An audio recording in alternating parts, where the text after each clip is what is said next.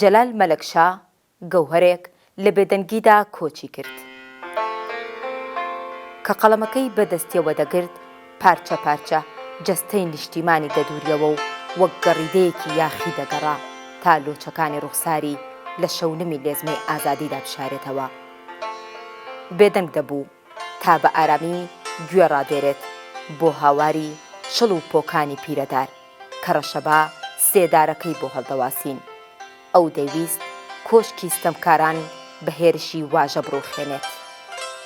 شاعیر و ئەدیب و وەرگێڕی بەتوانای کورد جەلال مەلەکشا قەڵەمێکی دەنگ لە گەروودا خلکا و هۆنراوەیەکی پڕ لە زامی ساڕژ نەبووی شوێن پێشەلاخ بێدەنگ ژیا و بێدەنگیش کاروانی شعری بەجێهێشت. شاعیرێکی پشت کۆماوی ڕدێن سپی پاشای زمانێکی دیرکراو نە شەماڵ لە ئامێزی گرت و نە ڕەشەبا مەودای پێدا سروەی ڕۆحی بلاوێنێت. تاڵە تاڵە پرچی وشەی شانە دەکرد و دەیکردە کەزی و سلۆگانی ئازادی و هیوای تیا دەشاردەوە. نە نیشتیمان ئامێزێکی گەرمی بۆ کردەوە و نە قاوشەکانی زیندانیش یادەوەریەکانی ئەویان لەبیر دەکرد. دەستەکانی بوونە دوو دەستی ئاشنای بەند و کەلەپچە. هیچ قوشبنێکی ئەم جەنگەڵە نەبووە سێبەر بۆ ماندوێتی.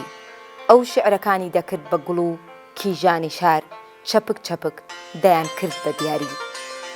بەڵام هەرگیز کەس لە خۆی نەپرسی بۆ هێندە خەمباری.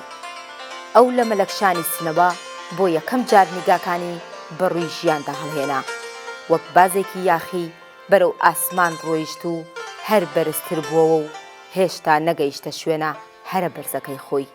پیاوێکی سەر و سیمە ئالۆزکا و هەر تاڵە قژێکی پڕ بوون لە سەربوردەی ئەوین و هەڵوێست.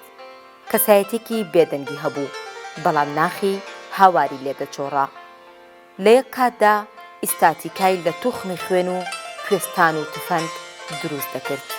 وەک پیرەدارێکی بەساڵاچوو لە سەرباڵای بەرزی مێژوو ڕاوەستا بوو. سەری نابووە کۆشکی خەیاڵ و بیری لە ژین ئەکردەوە. دەنگ و جریوەی باڵندەکان لە ئامێز و لە نێو شاخ پەلوپۆی تاڵی ژینی لە یادی ئەو ئەبردەوە. مەلەکشا شارەزاییەکی زۆری لە ئەدەب و نووسیندا هەبوو و لە تەمەنێکی لاوێتیەوە بەبێ ئەوەی کتێبی چاپکراوی هەبێت دەبێتە ئەندامی دەستەی نووسەرانی وڵاتی ئێران.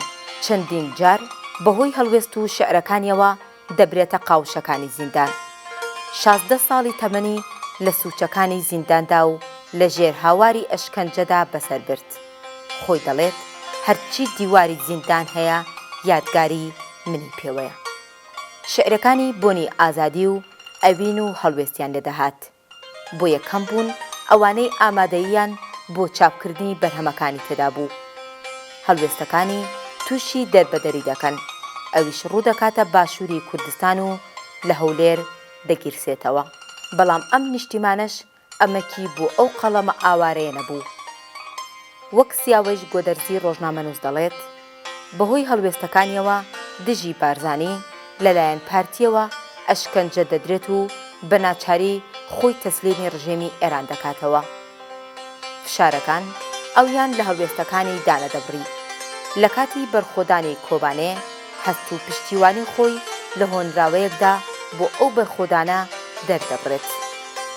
بەڵام لەلایەن دەسەڵاتدارانی ئێرانەوە فشاری لێ دەکرێت و هەڕەشەی لێ دەکەن کە شعر بۆ بەرخودانی کوردی بڵاو نەکاتەوە.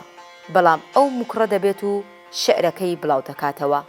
ئێوارەی 31 دەی 2020 لە تەمەنی 69 ساڵیدا جەلال مەلەکشا بەهۆی جەڵتەی دڵەوە کۆچی دوایی دەکات و بۆ هەمیشە کاروانی ئەدەبی و هونەری کوردی کەنارگیر دەکات.